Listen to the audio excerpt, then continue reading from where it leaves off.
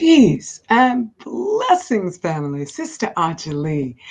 I know this is about Tia Mowry, really it is. But I'm always going to emphasize what's happening that's inside our food, which is to encourage you to support me. I'm up here because, like everybody, I need a job, and this is my job while I'm writing my next novel. Thereby, go to 25,000yearscycle.org, and you don't have to donate. You can actually get amazing products from myself and Dr. She right there at 25,000yearscycle.org.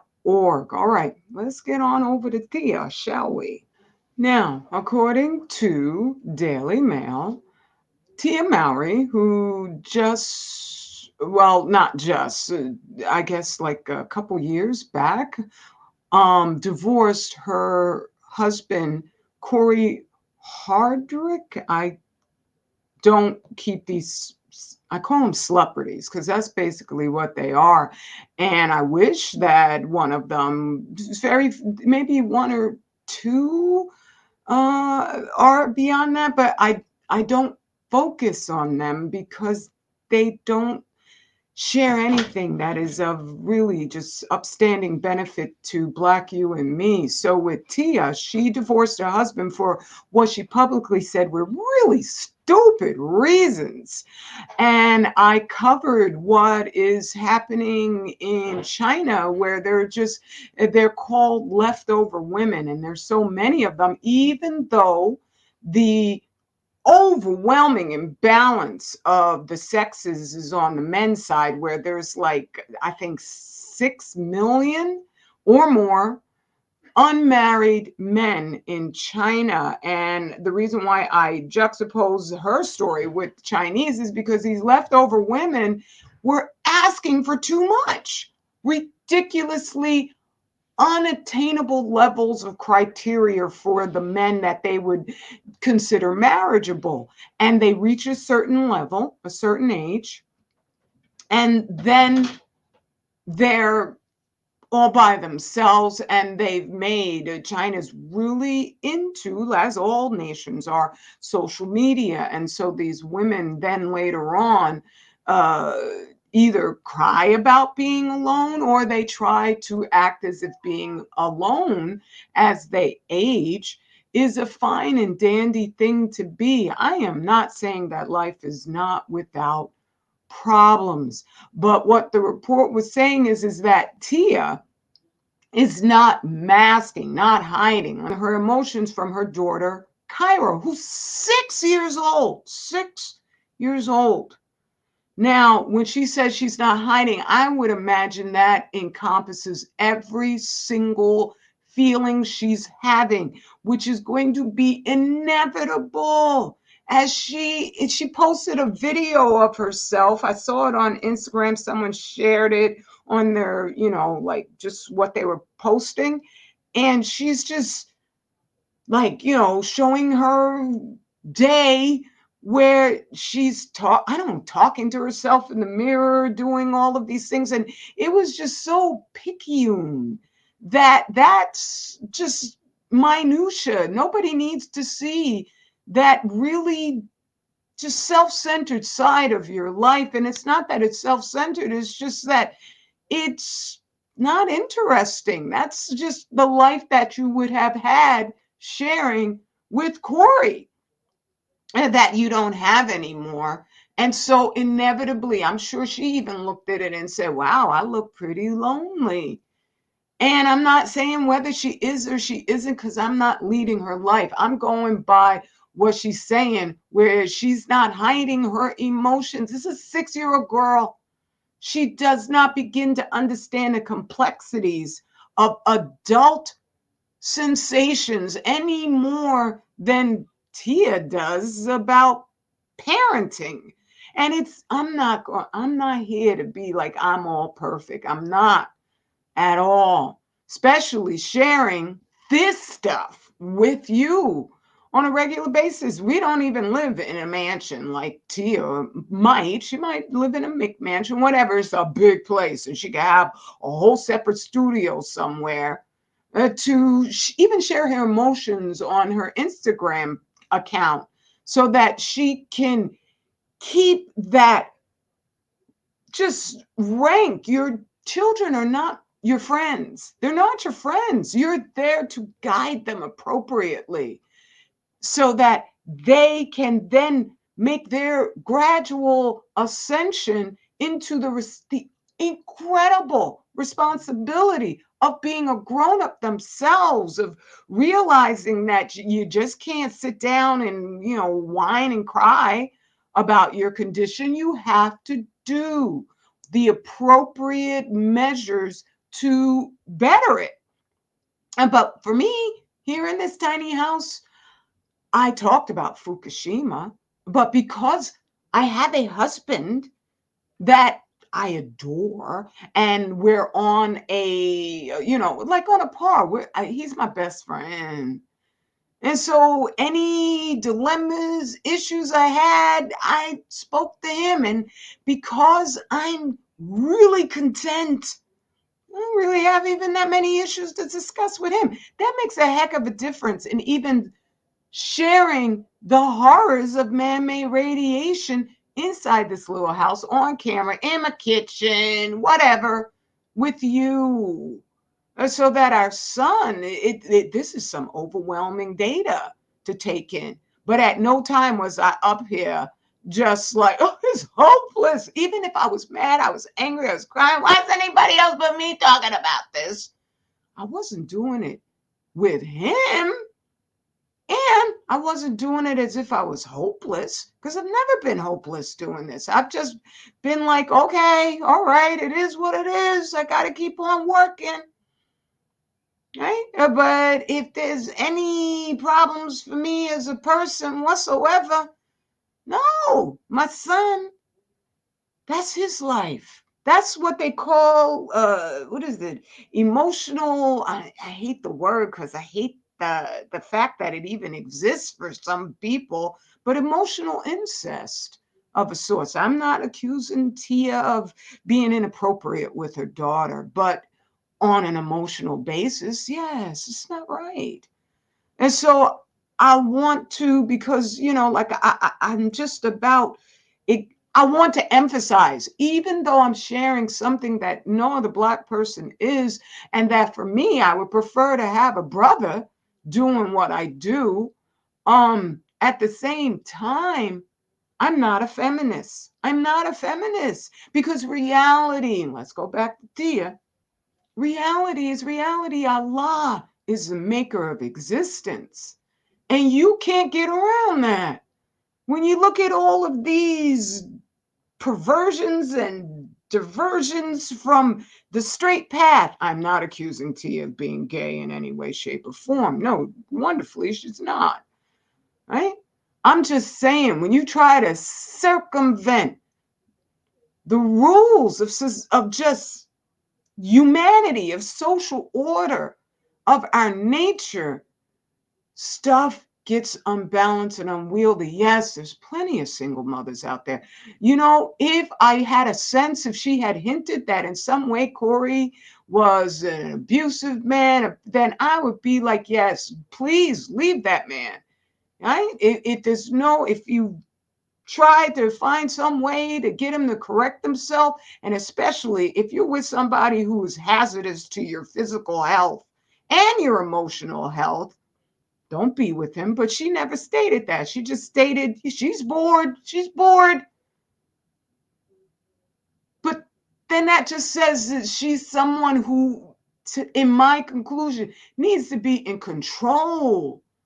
And she's not in control of a grown man, even though Corey was very accommodating from what I see, where he was always taking these funny, goofy photos with her. Maybe he was too accommodating. Maybe she lost her attraction to him because he wasn't enough of a man who would just be like, yo, no, I got to be about business. I can't be goofing up here. Do you see there's a war going on?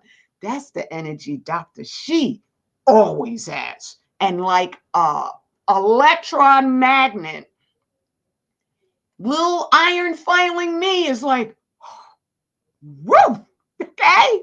Every time he steps in the room. Is he perfect? No, he's not. I'm not perfect either. But that manliness that he always has, fire, fire, okay? So maybe that was the case. But then you don't try to use your authority over your own progeny, your own child, to just, that's traumatizing for a child because they then have no hero or heroine who's going to just be for the child that illusion, that fantasy. Yes, it does. After once they reach adulthood, they can see, oh, okay, mom and dad, they were just people, just like me. But that factor of childhood where you are in absolute adoration of your parents, that's there for a reason. Just like in as you get older and you want to have a witness to your life, that's there for a reason. It's incredible that Allah makes that yearning to be mated with someone so powerful that we just naturally get together with total complete strangers.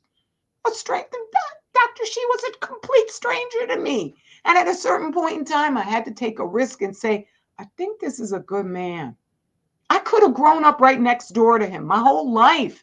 And I still would have had to take a chance because some people do get involved with someone they've known all their lives and it winds up not being a good match for whatever reason. But I'm just saying, don't do this to your child. Even if you are completely on your own, keep those sacred boundaries and rules in check, in place. Right? Our son is doing, in my conclusion, and I pray he continues to do that, absolutely fantastically. They're absolutely right. The way that you raise them up to be when they're 3 years old, it's going to come back out sooner or later, especially because we know the white man ain't changing. So it's all going to come back out the right way.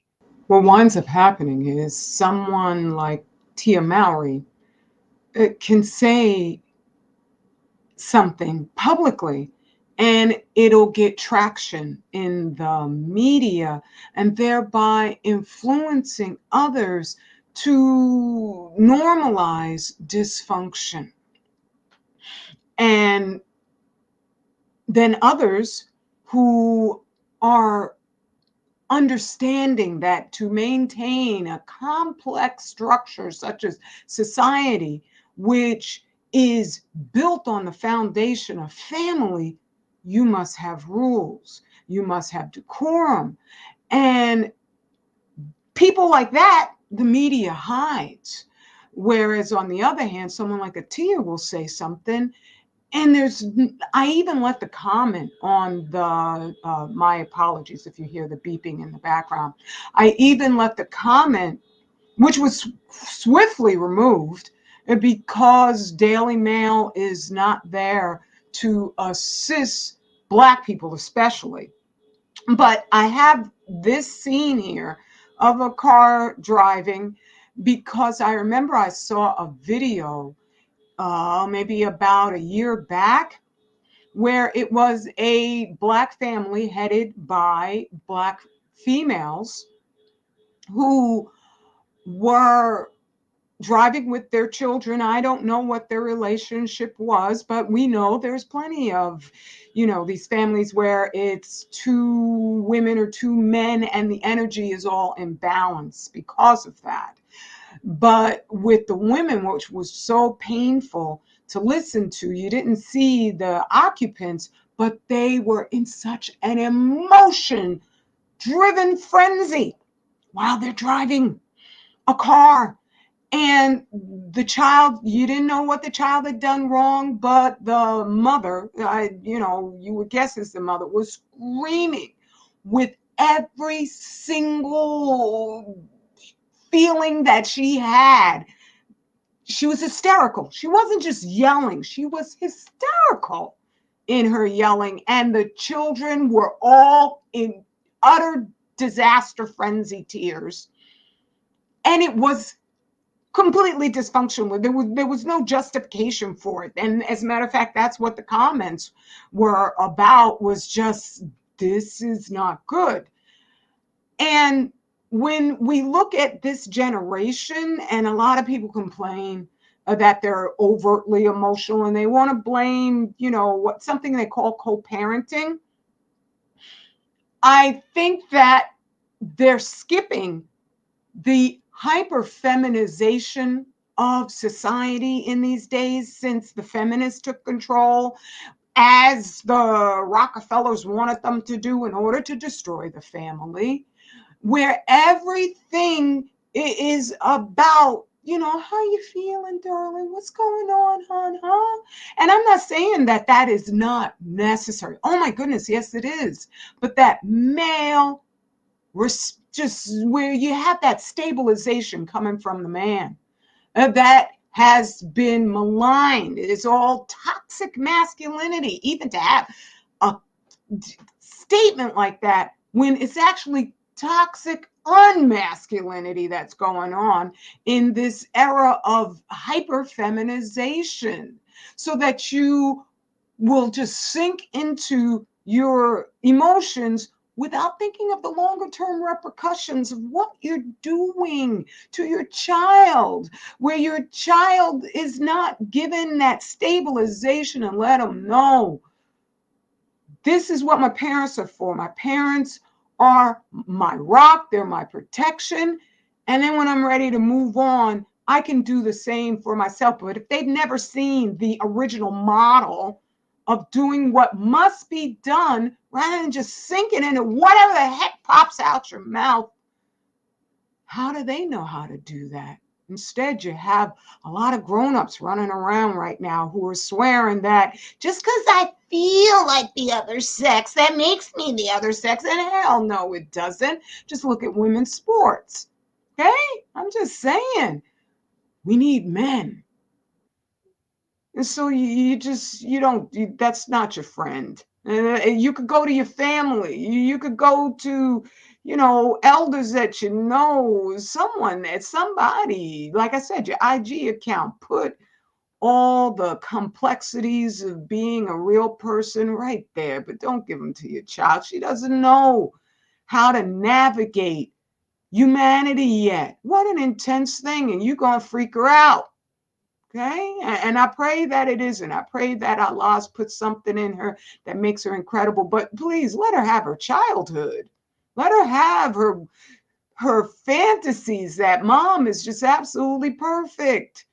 Right. And then in time, when she's like, I don't know, 17, then you could, in a teaching way, not in a, yo, I'm your best buddy. Sure, get high in the house.